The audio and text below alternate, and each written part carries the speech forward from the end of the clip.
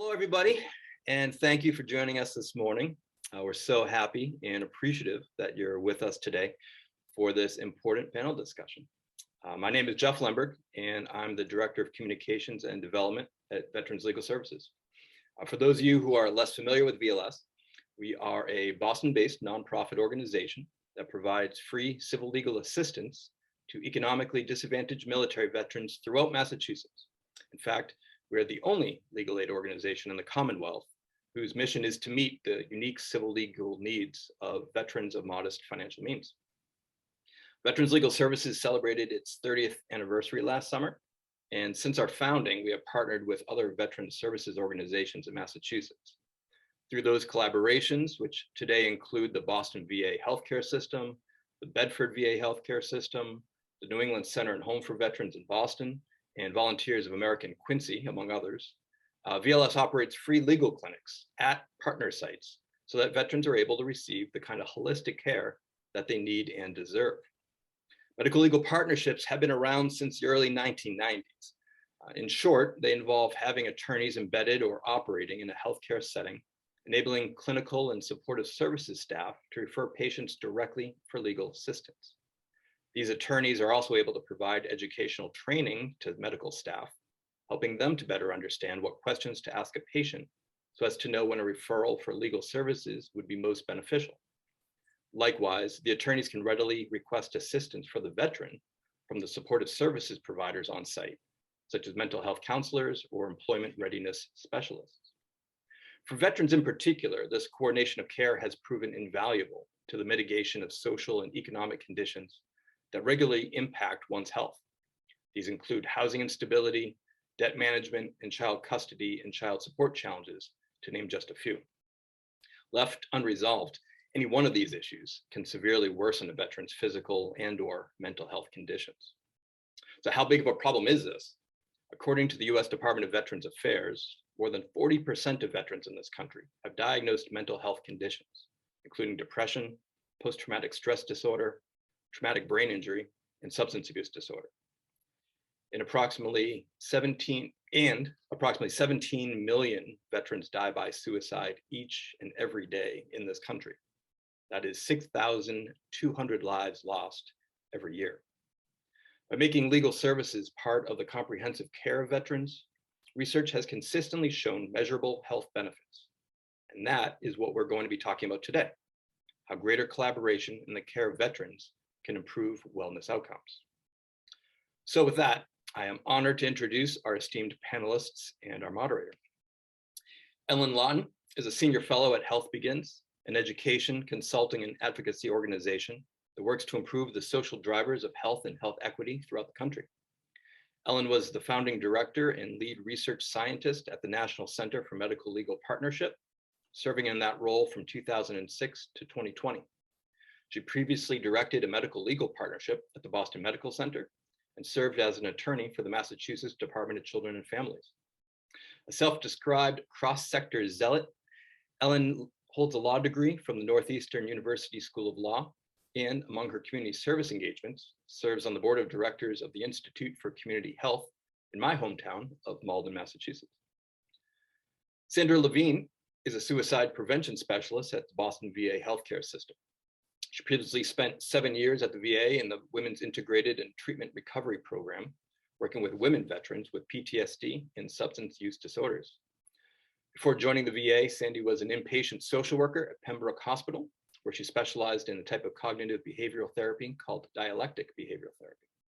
Sandy earned her master's degree in social work from Boston College. Caroline Lawton is a field services engineer at AGFA Healthcare, an international firm that develops, produces, and distributes medical imaging technology and information systems. She served part-time in the Louisiana National Guard for nearly 7.5 years as a signal systems technician.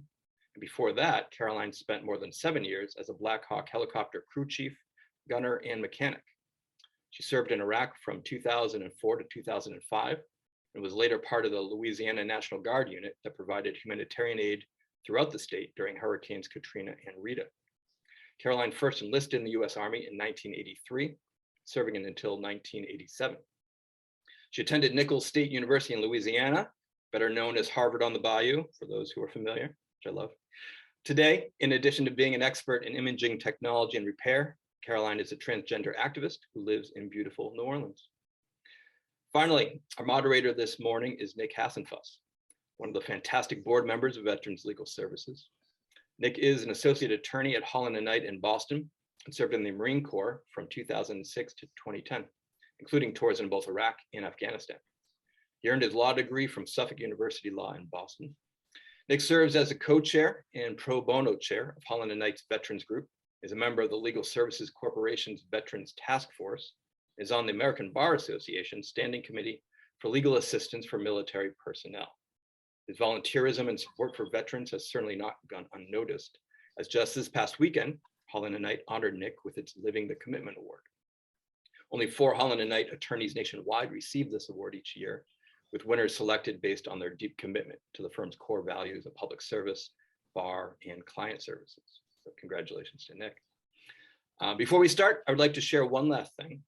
Veterans Legal Services annual fundraising event, which will also be held virtually, is officially scheduled for Thursday, June 9th, and will feature Massachusetts Attorney General Maura Healey. So more information is to come. So please keep an eye on your emails and on VLS's website, veteranslegalservices.org, for more information. This event is our largest fundraising effort of the year, and we would love for you to join us. So thank you, everybody, again, for being with us this morning. And I'm now going to turn it over to Nick. Thanks, Jeff, and thanks to VLS for hosting this important panel discussion. Before we start, I'd just like to insert some information into the chat. We're going to be talking about some sensitive topics today. So if you know a veteran in crisis, or you are a veteran in crisis having thoughts of suicide, you can contact the Veterans Crisis Line 24/7, 365, and they can provide some assistance. I put the contact information in the chat. That said, we'd love to see you introduce yourselves in the chat. We're not in person, so it's hard to know everyone that's here. So feel free to shoot an introduction in the chat. Also, feel free to ask questions in the chat. Jeff will be monitoring the chat for questions and sending them over to us when there's about 15 minutes left. So we would love to answer any questions that you would have specifically. With that said, let's jump in and learn a little bit more about what collaborative care means. So I'm going to turn to you, Ellen. We hear a lot about medical legal partnerships, and particularly in Legal Services Corporation's Veterans Task Force. They wrote that veterans can be better served through medical legal partnerships. Can you tell us what those are for folks that are unfamiliar and what the benefits are? Sure, great. And thank you so much to VLS for hosting this important discussion, and to my co-panelists. I'm honored to be sitting here with you this morning, and really excited to have this opportunity to talk about how medical legal partnerships benefit and impact the veteran community, including those who are caring for veterans, as well as veterans and their families. And when I think about medical legal partnership, part of what we're trying to achieve in implementing medical legal partnership in a clinical setting, in a VA medical center or in a health center or in a children's hospital, is really about building very strong crosswalks between the public interest legal community and the healthcare community. And sometimes those crosswalks be in the collaboration between legal aid teams and healthcare teams exists in some form, but it hasn't been formalized. It hasn't been funded. It hasn't been invested in. That's part of what medical legal partnership exists to do, right? Build those strong links between this really important skill in the community, public interest legal aid, work like VLS is doing, and work that's happening inside of clinical settings every day with veterans and their families who are at risk or experiencing crises like homelessness. And so I think we're, here we are 2 years into a pandemic, and I don't think that we have to convince anyone that our health is so tightly linked to other aspects of our life, including housing, including income, including our own family situation, and that stress affects our lives. And so medical legal partnership, I think, is a recognition of those linkages. It helps to create the conditions so that lawyers and healthcare team members can work more closely together to speak each other's language, to approach who we call patient clients, to approach patient clients with more of a unified vision that puts the patient client at the center and says, we want to work with you, and we want to make accessing our health and legal services more streamlined and more efficient for you, the person at the center of that care. And so that's really the vision for medical legal partnership. And I'll say around veteran work, I don't think that we would be in the incredible place that we are in terms of medical legal partnership impact, research, and growth, were it not for the amazing and intrepid veteran leaders that saw immediately the value of medical legal partnership strategies and medical legal partnership, I would say, practices, right? And so it builds on already existing and important legal infrastructure in the public interest legal world. And then it really bridges much more closely with all of the incredible research and practitioners and clinicians that are operating in the veteran space every day. And as all of my panelists can speak to, veteran healthcare is the biggest integrated healthcare system in the country. And so it stands to reason that this kind of innovation would be important to incorporate to meet the needs of our veterans. So I hope I hit the target on that. I'm happy to definitely directed. That was a great answer. And Sandy, I'm going to turn to you based on something that Ellen said. She talked about risk factors and experiencing crises. Just to remind folks, you're a suicide prevention specialist at the Boston VA healthcare system. So I'm going to ask you a two-part question. Sure. What are some of the primary risk factors you see among veterans? And specifically, a 2018 VA study found that nearly 3/4 of veterans that die by suicide are not under VA care. How are you reaching out to sort of find those veterans that are facing crises and helping them find VA care? Okay, so thanks so much, Nick. I appreciate you. I appreciate being here. I'm really happy to be here. Thank you so much. And I also really appreciate that you put the crisis line information in the chat. Just so everybody knows, our team, the VA Boston Suicide Prevention Team, follows up with every veteran that calls the crisis line. So every time a family member or a friend or veteran calls the crisis line, we call them the next day to make sure their needs were addressed. So just so you guys are aware of that. So for the first question, I'd say some of the most common risk factors that we see in veterans that we work with that are considered to be acute risk for suicide is having a mental health diagnosis and co-occurring substance use disorder. And also if they have had a prior suicide attempt within the last year, that really elevates suicide risk as well, especially within the last 6 months.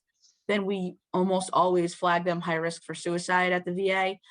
We also encounter a lot of veterans that have homelessness, chronic homelessness, and veterans that have legal issues.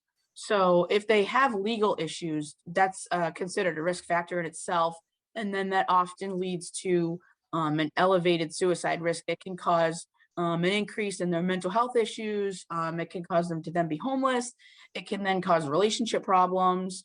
We see a lot of veterans that are in the middle of divorcing, divorce issues or custody issues. And so that elevates suicide risk. So those are some of the primary risk factors we see. We also, if a veteran has access to lethal means such as firearms, that definitely elevates suicide risk as well. And then there are legal issues that can come from them having firearms. So because we need to make sure that if they are willing to give up their firearms temporarily, we need to make sure they do it in the legal way. Basically, they have to either give it to a family member that has a license to carry, because if somebody takes their firearms for them but they don't have a license, a gun license, they can actually get in trouble. So we have to make sure those legal issues are taken care of as well. And then the second part to your question, so yes, 14 out of 20 veterans are not enrolled in VA healthcare as part of a research study that was done. And so one of our huge missions in suicide prevention, and this is on the national level for VA, is to do outreach in the community.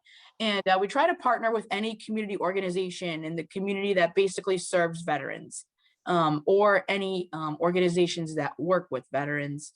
We educate professionals such as police officers on how to work with veterans, how to go out to a crisis call. Maybe, we try to give them resources to reach out to the veterans and try to educate the police officers on how to properly respond to a crisis call with a veteran. We go to colleges that have veteran student organizations such as Massasoit Community College in Canton and Boston, Massachusetts. They have a whole veteran center for student veterans. So we've partnered with them. We just basically try to go out into the community and spread the word about VA healthcare and the crisis line, and just let them know that there's tons of mental health resources at the VA available for veterans. So it's actually called Suicide Prevention 2.0. So it's a public health model approach that the VA is now taking to just spread the word into the community. So that's a big thing that we're doing right now. So. Perfect. And, Caroline, I'm going to ask you the next question based on something Sandy said. And that 14 out of 20 folks, veterans, are not enrolled with the VA. You, Caroline, have been featured in New York Times, BuzzFeed, and other resources talking about how the VA healthcare system has been invaluable to you. How did you specifically, come to trust the VA? How did you become one of those 6 of 20 that was enrolled instead of the 14 of 20? Oh, how did I trust the VA? That's a really good question. Because the VA cared for me.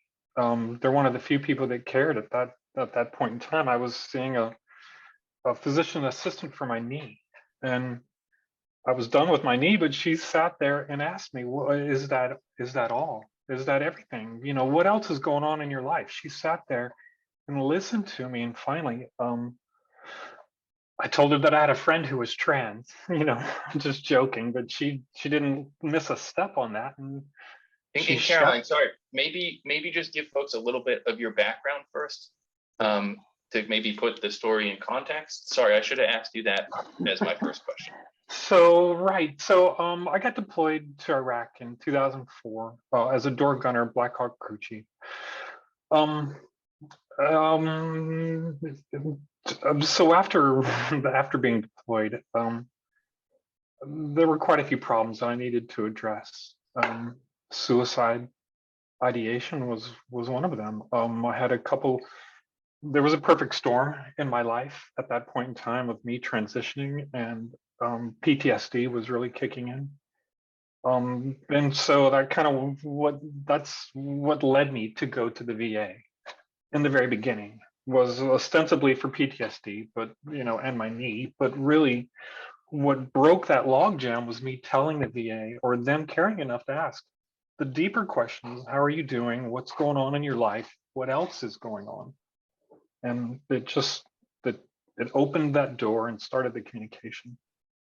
Do you want to talk about some of what happened next after you said, I think you said my friend is transitioning when they asked you if there's something else? Do you want to maybe talk about what happened after that? So there was a little bit of serendipity in that. The doctor I was talking to happened to be trained in trans issues. And so she knew, she knew as well as anybody could know what was going on, and at least the next steps to help me, and intertwine the PTSD from all the other events in my life, and mental health has been with me every step of the way. And veterans legal services, which we don't have in Louisiana, would have been a great resource for me. I'd probably getting ahead of myself and ahead of y'all, but a part of that health component for veterans, especially trans veterans, is the legal aspect of your documentation, of getting the VA to recognize you as you are, and not send me for repeated tests for something that doesn't pertain to me. So having my documentation correct is of utmost importance. And there's a lot of trans veterans who, because of being trans, not because of being trans, but being trans there's a big financial impact. We lose jobs, we lose family, we lose basically every underpinning of society that trans people can have, that gets lost. And so the mental health aspect is really, really important for trans people. And because they lose jobs and lose a lot in the process, they're also usually poor. And they don't have the money to do the legal aspect of this. That's just so important. Yeah, no, great answer. And we appreciate you talking about your experience. We know that can be difficult, and we appreciate you raising awareness to these issues. So I'm going to go back to Ellen and just see if you can maybe expand upon sort of what is meant by the social determinants of health, and sort of how those relate to maybe legal needs of folks, and how you think we can better approach everything holistically. Great. Thank you for that question. And thanks again to my co-panelists, Sandy and Caroline, sharing your insights and experience. And I just think it's a really, Caroline, your share about your clinician knowing the next question to ask you. And I think that's really at the heart of what we're trying to do together between the legal system and the healthcare system, is to meet the needs of the patients that are in front of us. And I'm sure that your clinician was not trained in legal strategies, right? But luckily she was trained in some of the mental health strategies. And so if we can arm clinicians, and to your question, Nick, if we can arm clinicians with the follow-up questions around housing, right? That's a social determinant of health. It's very fundamental, no surprise there. If we're homeless, we're at risk, to your point, Caroline. If we don't have an income, right? So income sources, whether that's disability benefits, a paying job, other sources of income, veteran benefits. If we don't have that income, then we're going to struggle to get our healthcare needs met. That becomes secondary, right? Showing up for your mental health appointment is not the priority. So your social determinants of health become all of the things that support accessing good health and staying healthy, right? And so what we know from the research in the medical legal partnership field and beyond, and particularly in the veteran space, research has demonstrated that veterans are better able to comply with medical recommendations, with taking medication, for example, showing up for appointments, following through on their care, if their other needs are being met, if they have the support of a lawyer to secure housing, for example, or a case manager and a lawyer working in tandem. And so they become very intertwined, whether or not we recognize it as such. And so those social determinants of health really need to be a feature of how clinicians think about and are, a feature for many clinicians, but have to be more formalized. And I think that's a trend that's happening across all of the healthcare field, whether it's in veteran space, children, family medicine, really anywhere that you find people who are struggling for one reason or another. That training, I think, becomes essential, and then putting those resources in place to stabilize folks so that they can follow through on care recommendations and maintaining their health. So. Perfect. And I'm going to ask my next question to Sandy based off something you said again, is that, care needs to meet the patient needs. And Sandy, one of the VA studies in 2018 again said that female veterans are 2.5 times more likely to die by suicide than male veterans. How is the VA specifically looking to meet the needs of female veterans to kind of reduce that number? Okay, so the VA actually has a women's only residential program at VA Boston. I know there's other female only residential programs in other VAs in the country as well. Each of them have a little different focus and treatment, but the one at VA Boston, I actually worked there for 7 years. So it's for female veterans who have a diagnosis of PTSD and a substance use disorder. And it's a group therapy approach. So they kind of mix in cognitive behavioral therapy and dialectical behavioral therapy. And there's a little bit of a case management component that goes with it. They can also get their medical care at the VA while they're enrolled in the residential program. And so that's for female veterans who have a history of trauma, such as military sexual trauma, could be childhood trauma or combat trauma. And then the VA also has a women's only primary care clinic for women who just want to have a female doctor, and it's a women's only primary care clinic. And then the VA also has an outpatient women's trauma recovery program where women can come and get women-focused, trauma-focused treatment. So the VA is definitely working to cater to, female veterans. And we also have a military sexual trauma coordinator who, reaches out to veterans who, if they report they have a diagnosis of a military sexual trauma, if they report that as, a problem, or if they have PTSD from that, the military sexual trauma coordinator can work with them and get them enrolled in VA healthcare as well. So we're definitely trying to, it's always an there can be room for improvement, but these are some of the things that are being done for women specifically, female veterans. Perfect. That's great, and I'm glad to hear that there's so much focused care on women and to meet the needs to try to reduce that number. Yes. Caroline, turning to you again, as a veteran myself, I know that sometimes it can be, taught to us to not show any kind of weakness or to look for help. How do you recommend approaching a veteran that you believe may be contemplating suicide, or you believe may be experiencing mental health conditions, to let them know that there's assistance out there? Direct action. I mean, you can't beat around the bush. I've lost 2 friends, military vets, to suicide. And it's tough. You can't beat around the bush with it if you suspect something, because had I known, how many times, I mean, Sandra, you deal with that. I don't know how you, my hat's off to you and your resilience, but it's direct. You have to be right there, right now, if you suspect something, because it may be too late if you don't.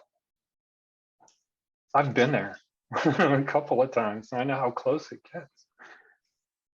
Right.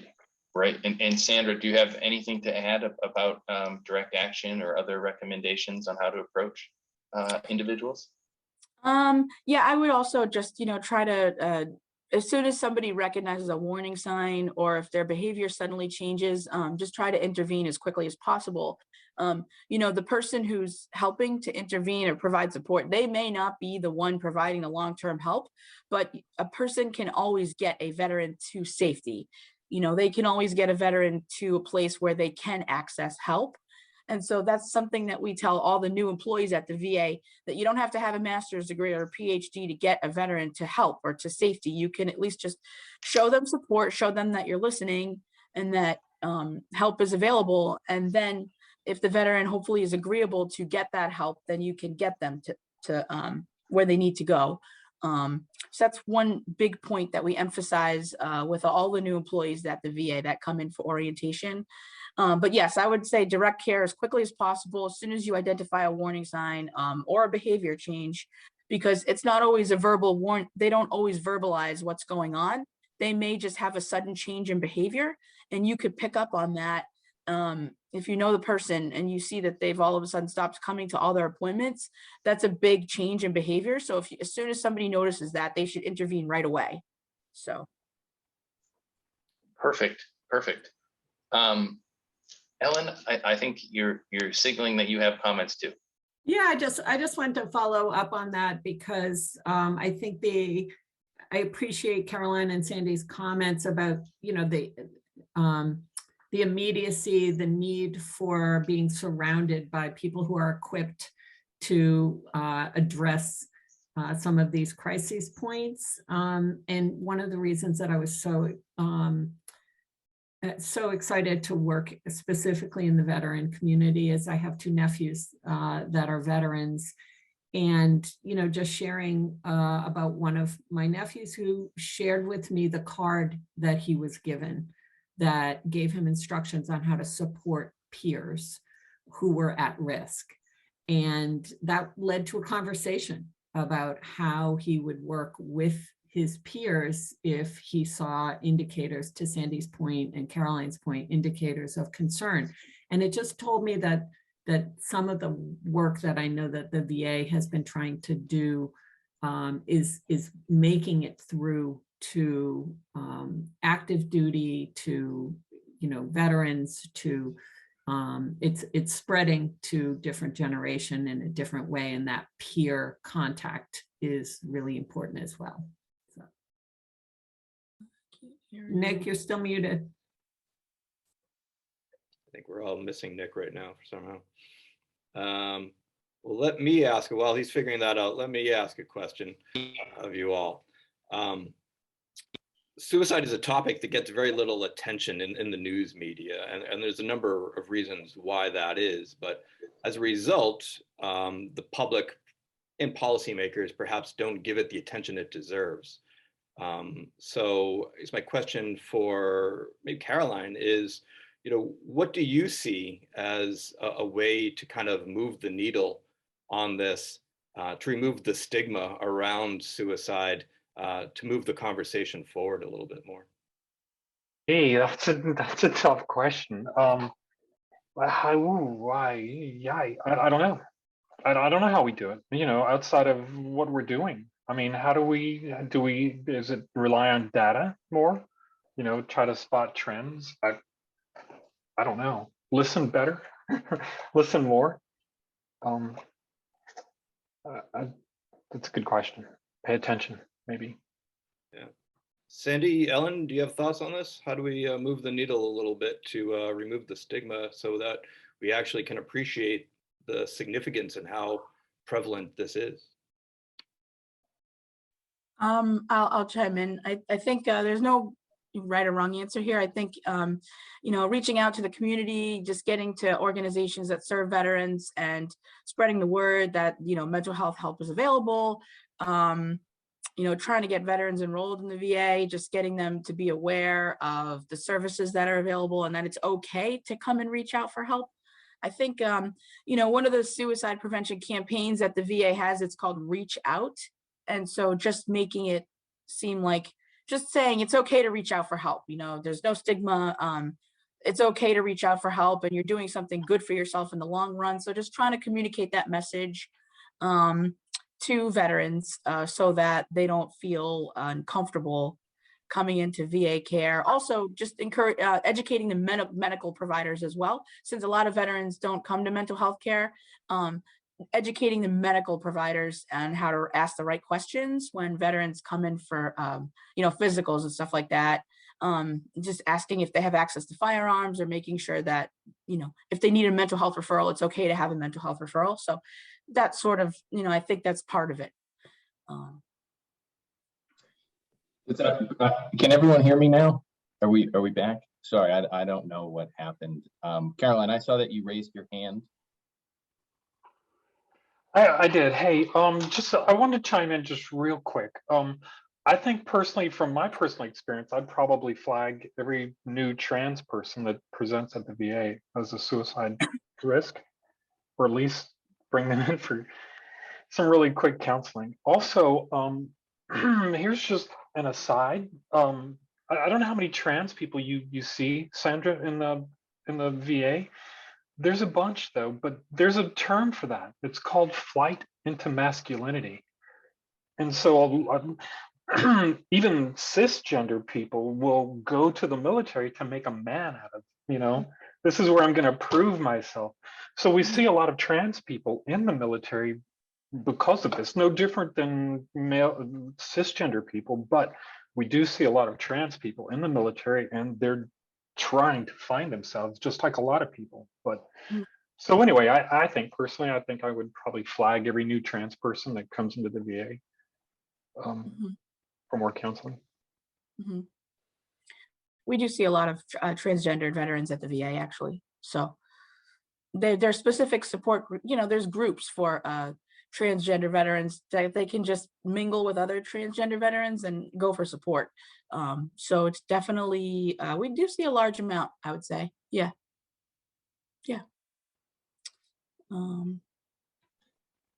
Ellen, so I had a question for you before I somehow had no audio. I don't know what happened. It's been 2 years into the pandemic and still having issues. But, as someone who works in both the legal and medical space, and I'm just someone who really works in the legal space, I think that sometimes attorneys who are providing legal services for veterans sometimes try to really stay in their lane and maybe aren't really aware of mental health conditions, and like you were saying, the social determinants of health. How can we make legal professionals more aware, or just have some sort of training? Like what's the best way to help them understand how important these things are and how they're interconnected? Thank you so much for that question, Nick, because you're exactly right? We want to stay in our lane. And in some ways, that's how we're trained, right? In the healthcare world too, it's like, oh, I'm not going to advocate for you. I wasn't trained how to do that. And lawyers are like, oh, I don't understand that diagnosis. That's the doctor's job, right? And so that bridge of conversation is the most important learning that you can do.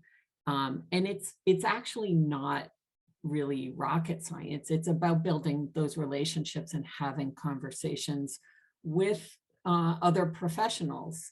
And instead of sort of transactional, right? Can you write this letter of support for my disability application that I'm working with a particular veteran on, or a trans veteran who needs a whole host of legal documentation? Let's back up and have a conversation about what's leading to this, what the risks are. And because it becomes personal, right? To Caroline's point, and I'll just go back to your question about, or maybe it was Jeff's question about policy. I think that we want to educate each other, and that's what medical legal partnership strategies are about, facilitating those conversations between the professions and facilitating joint training together, right? Because lawyers they like to do their own training with each other, right? And then the healthcare team is doing their own training. But if we can get in a room and train together, we're going to learn from each other. So I think that's really fundamental, is having conversations about the patient client that's at the center, and then in general, how do we do our work and how can we make our work more accessible to each other? And in terms of the policy, I think that reverberates immediately into policy opportunities and impact, because you can have Caroline's brave storytelling, right? And we want to seed many, many more Carolines who feel safe telling their story, talking about what happened. Sandy's story is really important. And so I think that storytelling alongside data collection and impact are what's going to move the policy dial. So that would be my suggestion, is we need lots of different messengers for this work in order to move the policy dial. No different than any other policy priority in this country. Perfect. And Sandy, do you have any reactions to that, being more on the provider side of how, like, you know, you could get legal assistance to help some of your patients? Yeah, so I was gonna actually say that I didn't mention this yet, but in my experience at the VA, which is 10 years, legal veterans always need legal help.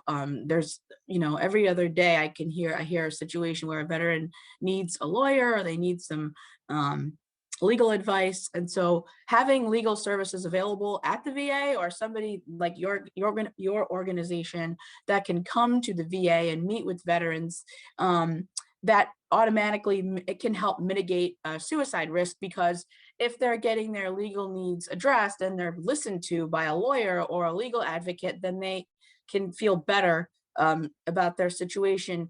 Hopefully, you know, they feel like they're being heard and things are being worked on. So I've seen veterans personally calm down and feel a little bit of relief when they get referred to a legal clinic so that they can help get their needs addressed. A lot of veterans don't know where to go for legal help, especially you know, if they don't have a lot of money, or if they're homeless. And so having that service available at the VA is very important. It definitely helps decrease suicide risk, and I do think it should be a part of their healthcare. It should be available to veterans, definitely 100% at the VA. I've seen veterans personally like calm down after meeting with a legal aid. So yes. Great answer. And Sandy, I appreciate all that you're doing. A client of mine actually had you as a counselor and spoke very highly of you. So I appreciate all the input that you're giving here today. I meant to say that earlier, but I forgot until right now. Thank you. So we have some questions that I'm going to ask the panelists, but before that, I want to ask Caroline one more of my questions. What is the most important piece of advice you'd give to folks that are either treating veterans or providing legal assistance to veterans to help them be successful? What's like the one thing, and there's probably a million things, but if you could break it down to one or two, what are the most important things that someone providing assistance to veterans needs to know? Is that for me or anybody? That was for Caroline. Okay, sorry. Hey, Okay. so the first thing I would say is walk in and talk to the first person you see at a desk. I've talked to so many vets who were like, I don't know what to do. Where do I go? Who do I talk to? Don't worry about that. Just walk in. There's an information desk. You walk there. You tell them what you want, what you're looking for, and they're going to help you. That's what I tell people. In your experience, I mean, what I usually tell folks is sometimes the VA can be a little bit challenging to get care, but once you get care, the VA is some of the most skilled clinicians in the country. Has that also been your experience? Yeah, they can. Well, number one, they care about vets when nobody else seemingly does. And so they have that, plus there's that knowledge, and it works. I mean, it works. People talk about these big monoliths, but the VA provides healthcare, and they do a remarkable job of it. Nobody's perfect, but all you have to do is walk in and say, I need help, and they're going to help you. They care. Perfect. So here's our first question. And I'll just let any one of the panelists answer. Can you speak to the statistic of veteran suicide for those enrolled in VA care? Are there any identified factors specific to those individuals?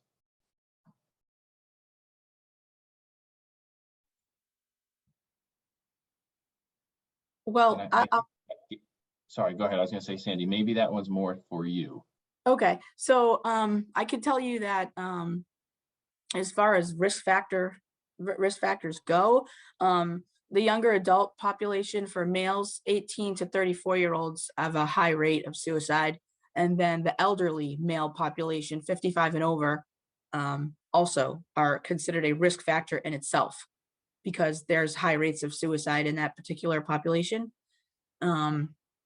So those are just some things that we really have to take into consideration when we're meeting with a veteran and we decide to make, put them as high risk for suicide. I forget the rest of the question. I'm sorry. No, that's a good answer. Okay. And one of our next questions, so we'll just stay with you because you went into this. How do you work with older generations where the stigma of actually asking for help is something they usually don't do, especially regarding mental health?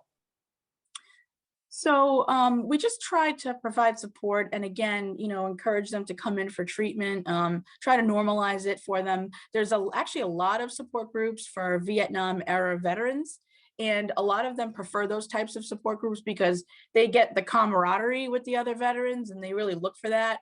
We also have peer support specialists who are veterans that are in recovery, and we can connect them with the veteran. Especially an older veteran, we have older peer support specialists. So they do find a sense of kinship with the peer support specialist. So that's another thing we can do for them. But we definitely, that's a risk factor in itself. So we have to really make sure that we err on the side of caution when we work with an older veteran and just make sure that we're doing everything we can for them. Perfect.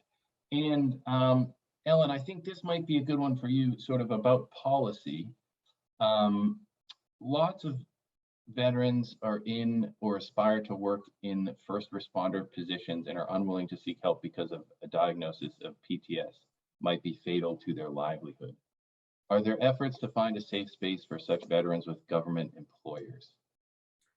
Yeah, so thank you so much for that question. It's a really important one. I actually, my brother is in law enforcement and has struggled with this exact issue. And so I can't speak to specific initiatives around this particular issue, but what I can say is, going back to the importance of linking legal and healthcare professionals to work together on behalf of patients, that if you are in that diagnostic space, the best protection that you can have is access to a lawyer, right? Because they're going to help you navigate some of these systems. Now, that's not necessarily scalable, but I think it's those kinds of protections that are going to help identify some of the policy changes that need to happen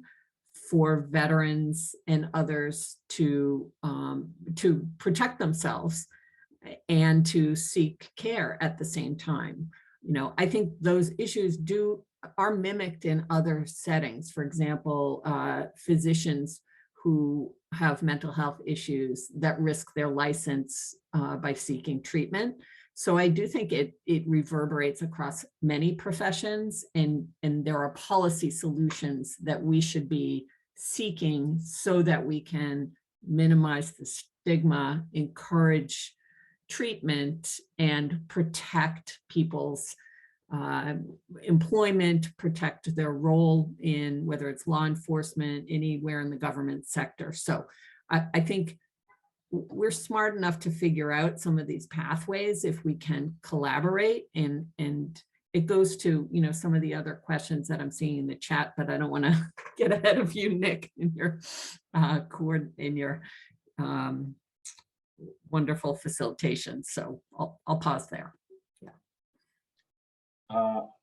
Great. And Sandy, I'm just going to turn to you. Do you, see that as sort of an additional risk factor when there's folks in government jobs that they might have, be stressed about losing their job, or might be hesitant about finding care because of their government job or their police or first responder?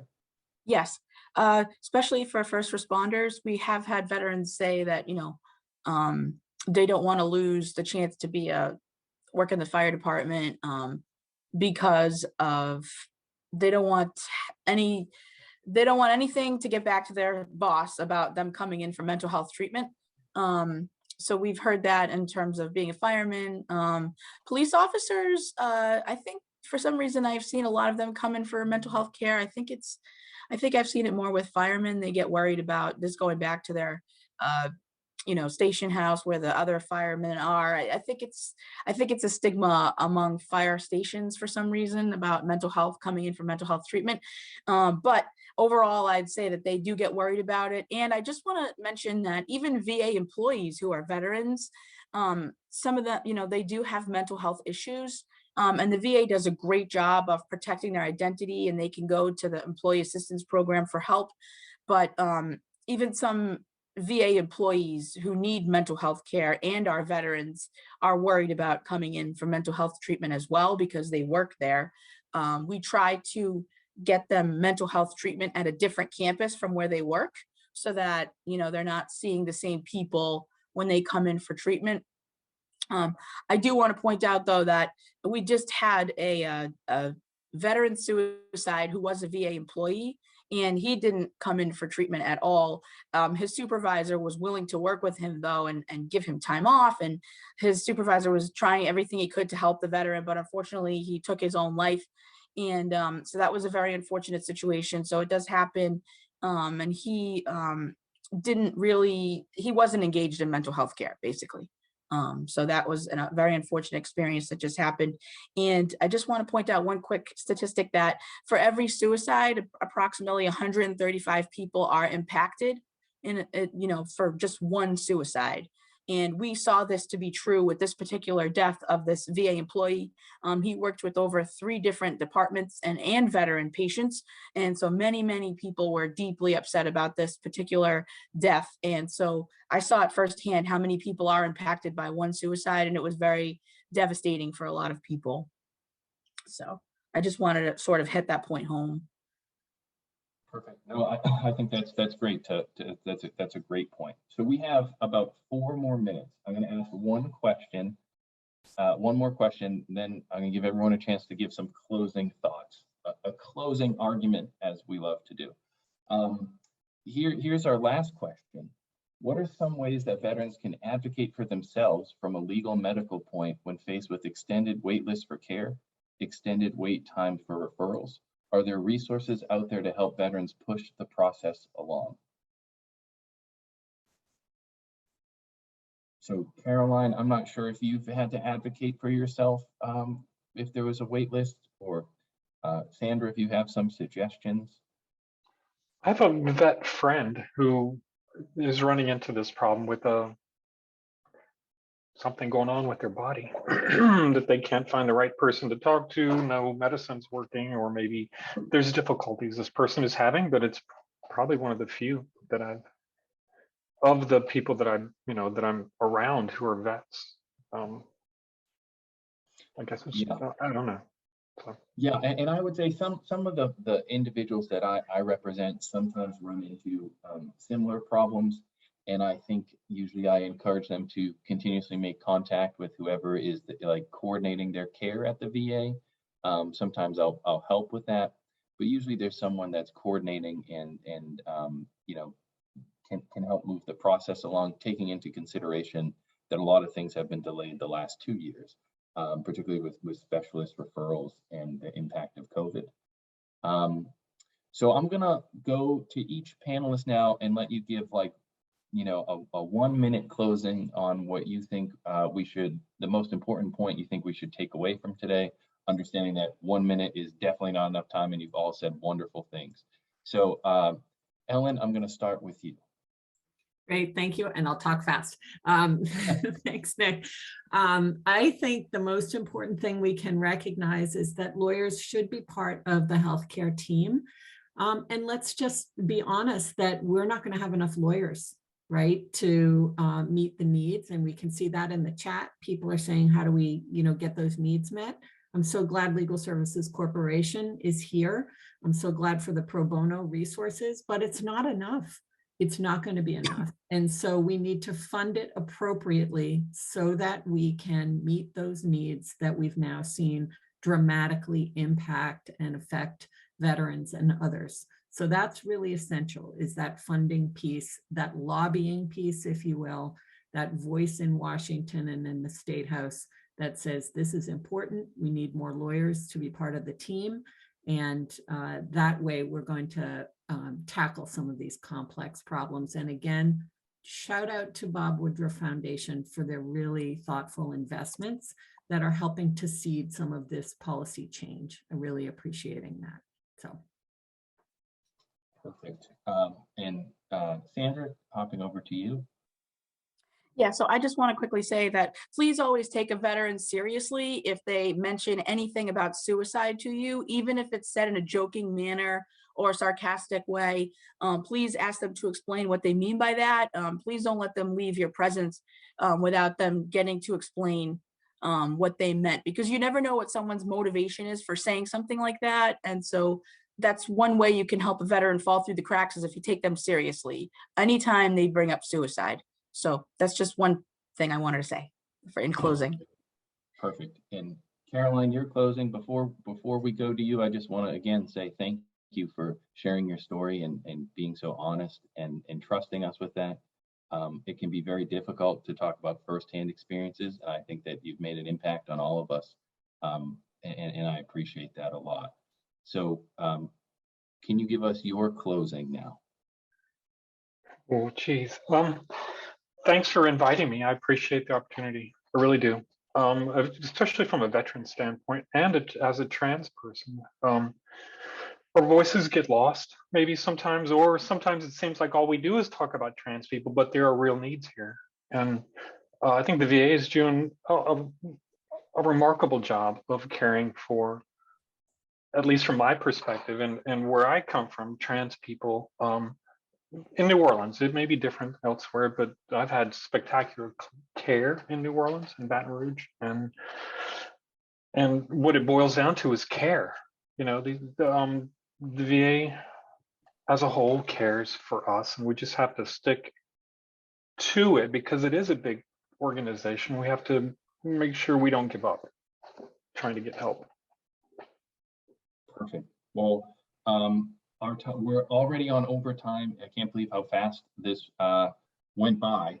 I want to again thank VLS for putting together this amazing presentation and for the tremendous services you're providing across Massachusetts. And I want to thank all of our panelists. You are all amazing and very inspiring to me. And I'm excited that I got this opportunity to speak with you. Thanks for your service, by the way. I appreciate it. Thank you.